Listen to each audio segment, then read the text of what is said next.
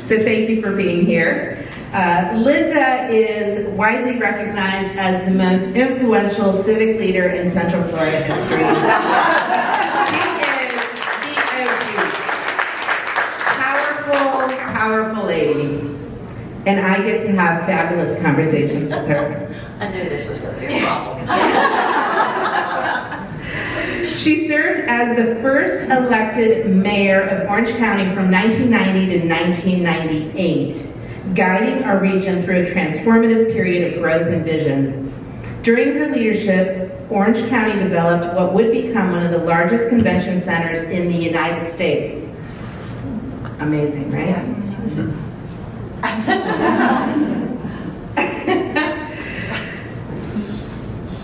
She developed what would become one of the largest convention centers in the United States, helping tourism as the economic engine of Central Florida.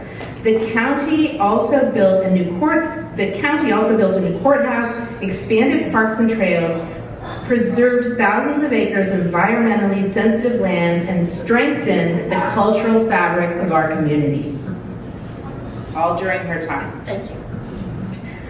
The Linda W. Chapin Theater at the Orange County Convention Center stands as a tribute to her visionary leadership. Following her public service, she founded the Metropolitan Center for Regional Studies at the University of Central Florida, continuing to help shape the future of our region. She is truly a trailblazer whose leadership opened doors for many women who followed.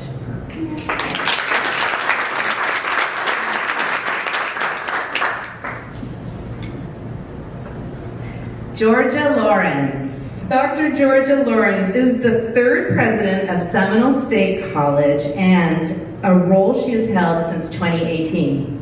With more than 30 years of experience in higher education, Dr. Lorenz has led the college to national recognition, including being named top 10 finalist for the 2025 Aspen Prize for College Excellence, one of the most prestigious honors in higher education. She currently serves as chair of Florida College System Council of Presidents and is deeply involved in the Central Florida community, serving on boards including Orlando Economic Partnership, Advent Health, Heart of Florida United Way, and Florida Citrus Sports. Her leadership has earned numerous honors, including CEO of the Year from the Orlando Business Journal, Women Who Mean Business, and recognition as one of Florida's Trend's 500 most influential leaders. At the heart of her work is a deep commitment to expanding opportunity through education. Wow.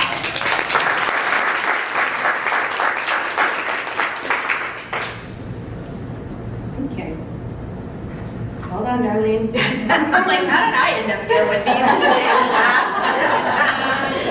These powerhouses. And Darlene Jones, the beautiful face of Channel 9. She is a 4-time Emmy award-winning journalist and investigative leader who anchors the noon and 4 p.m. newscasts on WFTV Channel 9. With more than 25 years in journalism and over 16 years serving Central Florida, her reporting has helped drive accountability and elevate important conversations across our community. She is also an accomplished documentary producer known for powerful projects including Historic Jones High, the Ocoee Massacre Documentary Initiative, and Emmy-winning special Groveland 4 Journey to Exoneration. Darlene's work often focuses on government accountability, education, and amplifying voices in underserved communities. She also serves on the board of the Boys and Girls Club of Central Florida and recently became an author with her book, Luke Learns.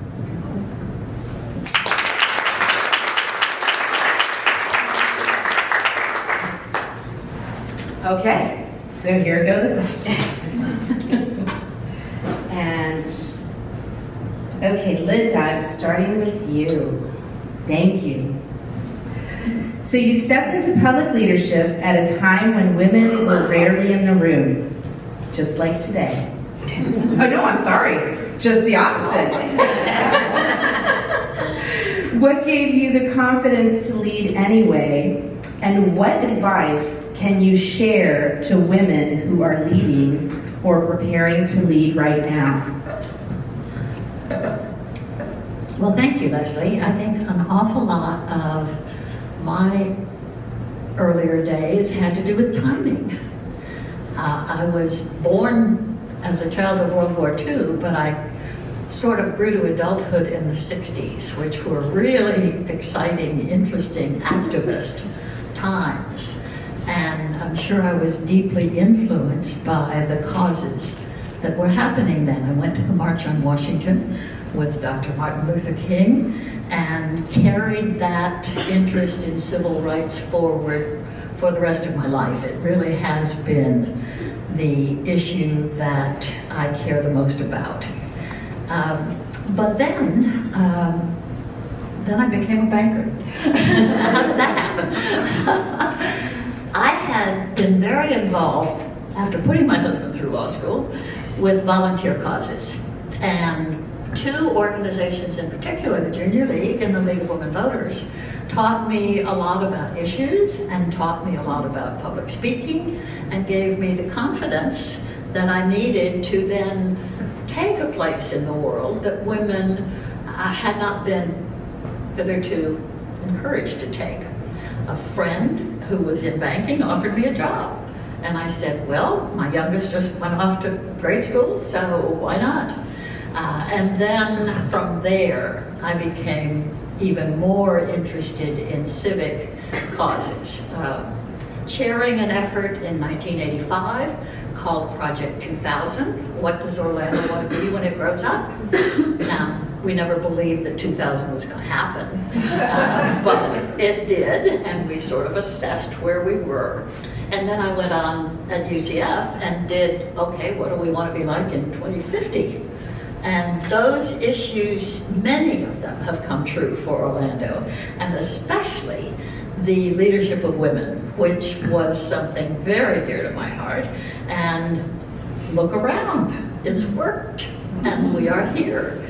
And that too has been an essential cause of mine. Wonderful. Thank you. I'm going to pass this along to Georgia. Okay. Georgia, what first called you into education, and what continues to inspire you to lead today? Well, I started out in education playing school with my sister in the basement. My mom got us one of those huge green chalkboards, and my poor sister had to learn from me practically every day. So I guess you'd say I had an early interest. Then when I was an undergrad, I was a resident advisor in campus housing, and just loved it. Being able to develop programming for my peers, getting trained in and enacting peer counseling, and just all the things that were involved in that job. And I was an English major, so the good thing about being an English major is you could do just about anything. The bad thing is figuring out exactly what that thing is that you want to do. And then one day I kind of looked around and I realized there were people all over my university who, like, their real jobs were helping students and doing the kinds of things that I really liked. So I set up an informational interview with our dean of students, and I said, how do I get your job? And he sort of laid out the path for me, and I followed that pathway. And essentially, I love college so much I never left college. I've been in higher education my entire career. And I think, you know, the impact that we have and the individual success stories that we contribute to through the work that we do is really motivating and inspiring. And we talk at Seminole State a lot about the fact that we really activate students' potential. They bring all the potential they need with them when they arrive at Seminole State for their first day of class. But then through their learning experiences and the student support and extracurricular leadership positions that are created for students to really impact our campus, they really evolve and develop and are able to find their passion and become their full selves, and being a part of activating that potential really keeps me committed and motivated to what we do. Thank you. Darlene, your voice carries influence daily. What would you say to the women here about owning their voice in every room? So I'll start by saying that where I am now is not where I have been, as I'm guessing is the case for many of us here in the room. It takes a while for us to gain the courage to utilize our voice. Well, one, to recognize that we have a voice, and then to utilize that voice.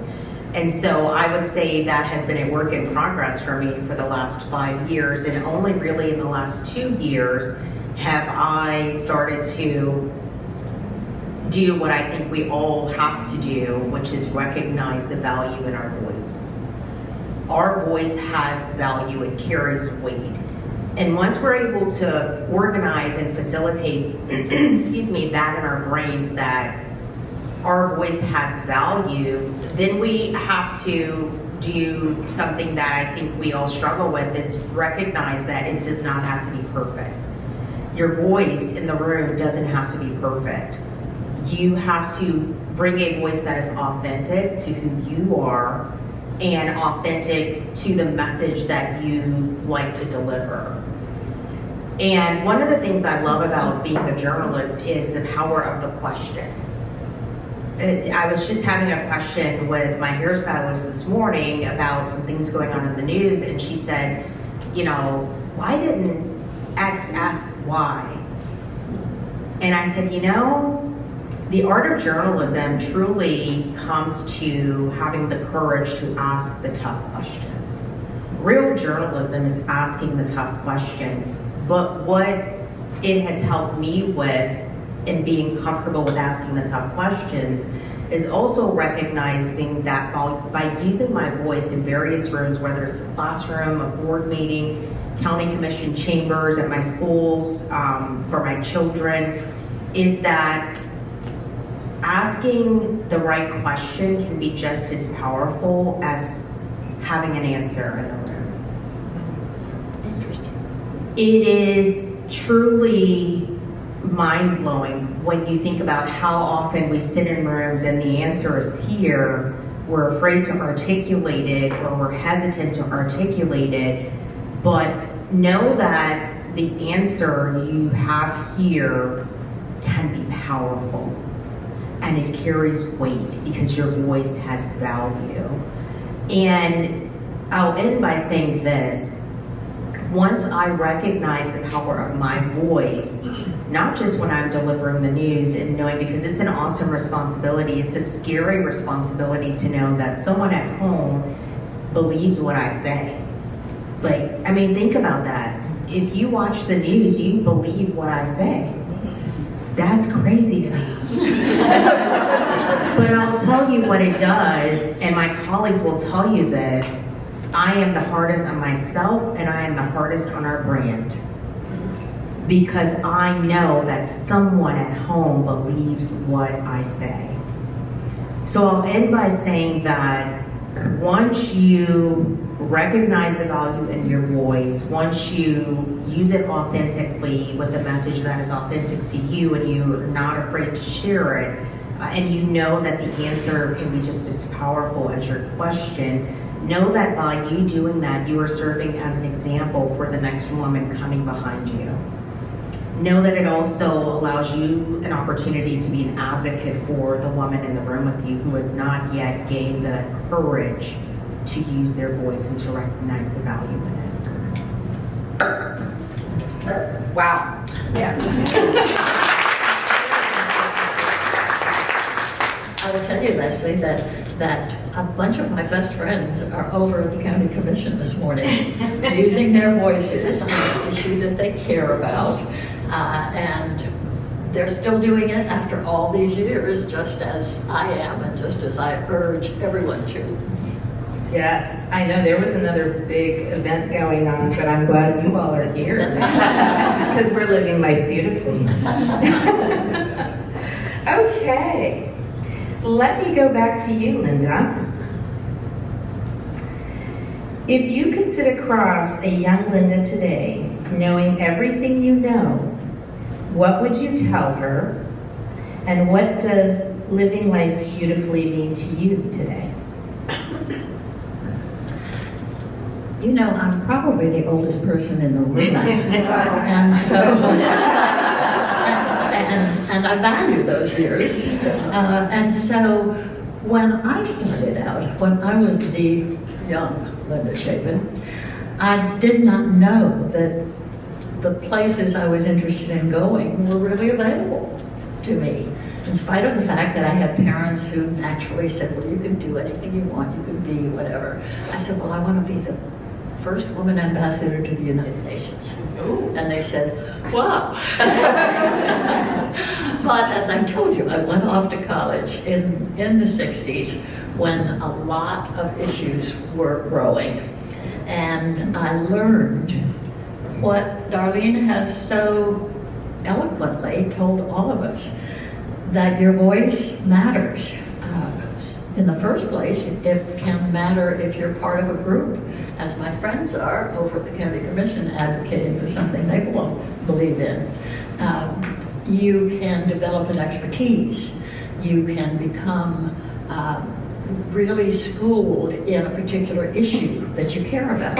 You can become the expert that the journalists come to for information or advocacy. And I'm so impressed with what Daralene has told you, because that whole issue of having a voice, knowing that it's valuable, and learning how to use it. Training can really help. It helped me in my volunteer organizations. I'm still serving on boards today that I enjoy, that I learn from, and that I value spending time with.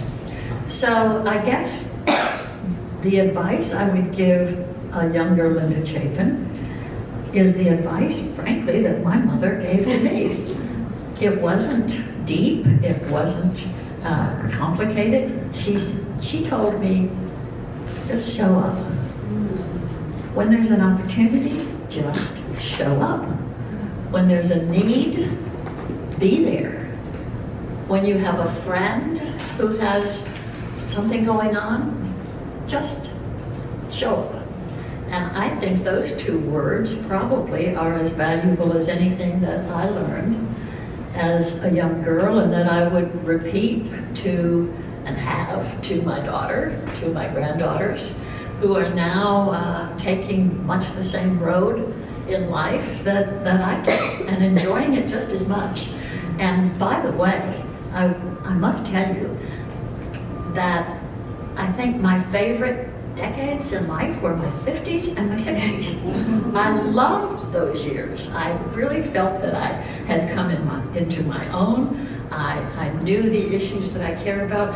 I finally had confidence in myself. That was something that affected my early years. Because we were not totally accepted as experts or much of anything else, I too had to be convinced that my voice mattered. And so I hope you all are not going through that phase. I hope you've long since gotten past it and enjoy those decades to come.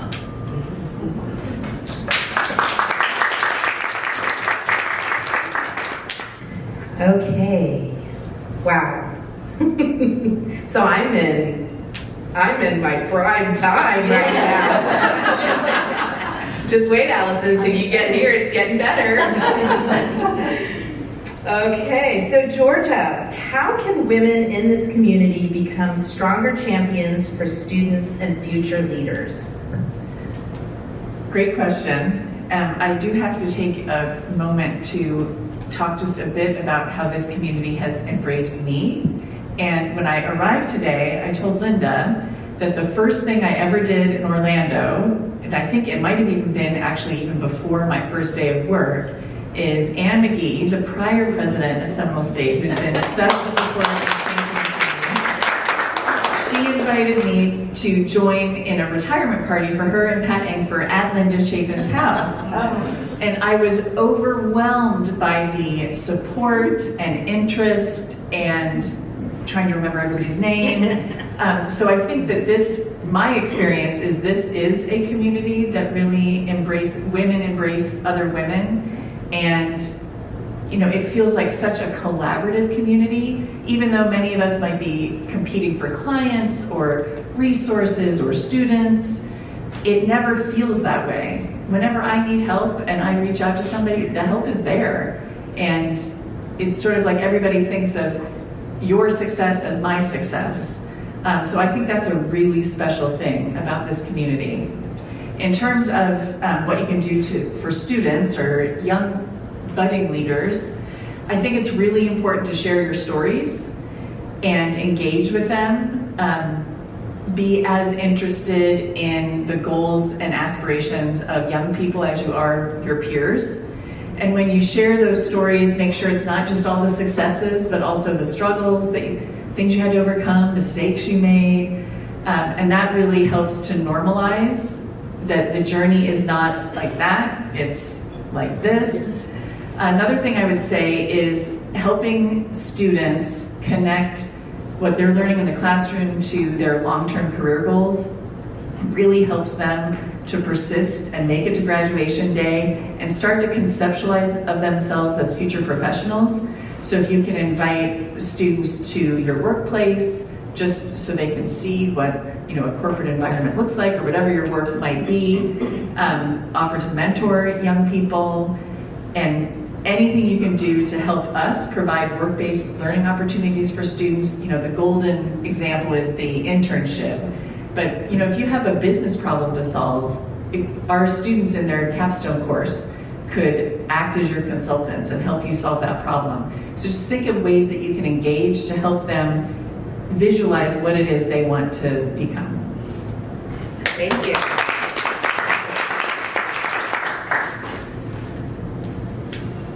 Darlene, in a world that's watching the news less and less, What? Who's oh. It just erased. It did not want that question.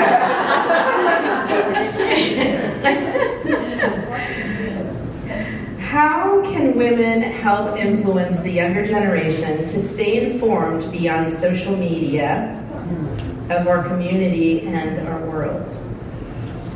Well, I live it every day because my husband thinks TikTok is news. I am fascinated by this man, 46 years old, and he's coming home and he's like, "Did you see this on TikTok?" "No, man, I work at a news station. I'm not on TikTok all day." So, but truly, we like to try to ignore the fact that many people, including those in this room, the age range, it's not just young people. People in their 50s, 60s are looking at TikTok and Instagram and Facebook, which is apparently decrepit at this point. You're old if you're on Facebook, but they are looking to social media for information. And I like to ask people why. And people say, well, it's quick and I can get more of it at once. So we're not blind to the fact that people are not sitting down watching the 4 o'clock news or the 6 o'clock news, even when your lives have settled after a long day. What we have to do is we're trying to figure out how to understand the fact that young people still care about what's going on around them. They're just consuming the information differently. And so how do we meet them where they are? And so as women in this room, whether you are a mentor, whether you are a mother, a grandmother, a stepmother, whatever, a sister, you have an opportunity to shape these conversations about world events in those conversations. So maybe it's at dinner where you're asking your 16-year-old about something that they saw scrolling TikTok or Instagram, and you're asking them questions so that they can think critically about the information that they are consuming. So you're not telling them no, don't believe, don't see, but you're meeting them where they are, understanding how they're consuming the information, and your conversation at dinner or a walk in the park forces them to think more critically about this information that they are consuming every day. If you're a mentor and you're mentoring someone who is consuming information this way, find ways to spark conversation about these things, because they do care. They just want to be met in a different way, and we can no longer force them to think that learning about their community is only going to happen if they sit down and watch the 12 o'clock newscast. It just isn't going to happen, but what we can do is understand that they are consuming the information, and we can circumvent it all by forcing them to think critically, sparking conversation about said world event. And I also think that, one of the things that social media does for us is it allows people to consume a lot of different things, right? When you watch your local news, we may only be telling you about what's happening in your local community, and while that's important, I do think that there are some positives in social media when you filter out all the junk, that people are being given an opportunity to educate themselves about things going on in the world. And one of the things that I like to remind people is that social media is information, right? It is information. Journalism gives context to that information, because hopefully we're providing you that context with research sources, credibility. That thing I said earlier, people believe what I say, and that comes with credibility, trust earned, and those sort of things. And so while people, whether they're young or old, are consuming the information on the internet, hopefully as journalists, we are providing you with that context. And I would say this, for young people who are choosing to consume that information, don't discount that they care about the world around them. Sell it to them this way. The information you're consuming, how does it impact your public safety? How does it impact your community in terms of the school system? How does it influence the politics in your local community? So don't discount that they care about the future of their community just because they're choosing to consume information about community, whether it's local, regional, or globally, through a different avenue. Just think of ways that you can spark the conversation to get them to think critically about what they're consuming. Thank you. Thank you so much. Are you enjoying this conversation? It's blowing my mind a little bit, huh? Wow. Thank you very much. I am so grateful for what you've shared. Do you have anything else that you would like to say? And I'm going to pass it to Linda Chapin, because, she's not going to toot her own horn, but I'm going to tell you all, nothing, zero, happens in Orlando and Central Florida politics without this woman. Nothing. Nothing. And there have been many conversations that I've been a part of, and her name still comes up till this day. She's not an elected official, but people know if you're not running it through Linda, it ain't happening. That's why she is here. What a beautiful compliment. I do thank you for that. Right now, I am trying my best to follow good advice that I get about how to communicate with the younger people in my family. My son Roger was just elected to the Orlando City Council. So I'm trying so hard not to give him any advice. He does not want to hear from his mother. And I also recognize that the times change, and we have to change with it. And sometimes we can't change as well and as much as we might like to. I love to travel, but it's getting harder and harder. I go to Oxford in the summer to study, but I'm not sure I can make it this summer. Just do what you can while you can, and enjoy every minute of it, like today. Thank you, Leslie.